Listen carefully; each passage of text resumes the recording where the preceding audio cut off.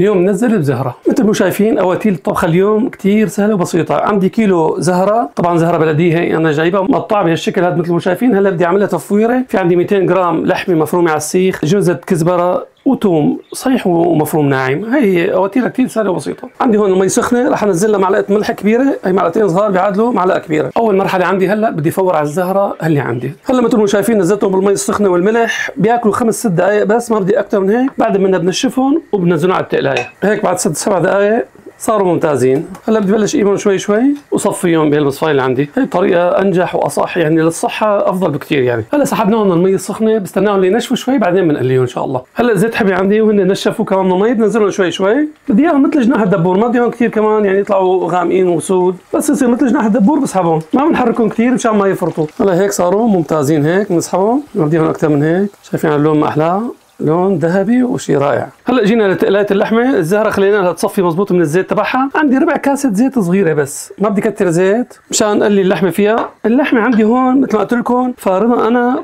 على السيخ.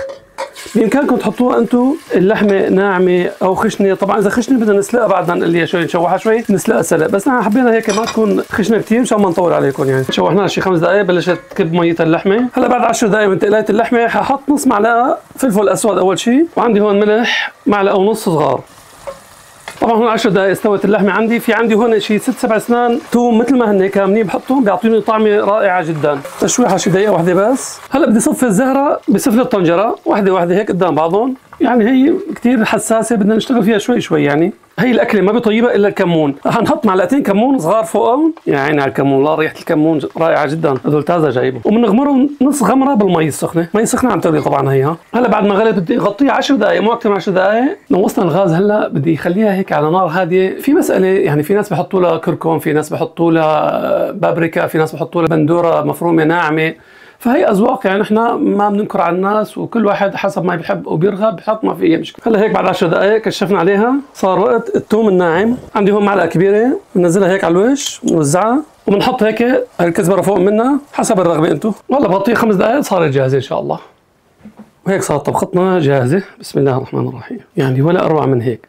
مثل ما شايفين ما حركتها ولا تحريكه مشان ما تتخبص معي الزهره. هيك بتتم كل وحده واختها تمام ممتازه. طبعا بالنسبه للمراه انتم بامكانكم تكتروا اكثر تقللوا، انا هيك بحبها هلا ممتازه. بسم الله ما شاء الله كان ما شاء الله. تعودوا كراديش هيك على الوش، تعودوا هيك. ايوه يا سلام يعني طلعوا ابدا ممتازين. هلا هيك بنكتروا هدول المرقات ما بيأثر. هدول بيعطوني هلا نزخم فيها. وانتم كمان عدوا هون تمام. هيك صار جاهز ممتاز. هلا بيجينا هيك رشه كزبره هيك على الوش، وهي فلفلت قدامها صحن رز. يا عيني يا عيني شو. بسم الله الرحمن الرحيم. شايفين المنظر ما احلاه ما شاء الله. الله يديم النعم يا رب. هيك لقمه رز قدامه. يا سلام يا عيني يا عيني يا عيني شو. بسم الله الرحمن الرحيم. نوينا التقوي على طاعه الله. رائعه جدا. طبعا انا استغليت الفرصه لانه هي نازله جديد، هي اكله موسميه وهلا وقتها، فحبيت انا بادركم بهالاكله مباشره، كون انا من السباقين يعني. شيء رائع جدا، وان شاء الله الف صحه وعافيه. جربوها بتدعوا لي باذن الله.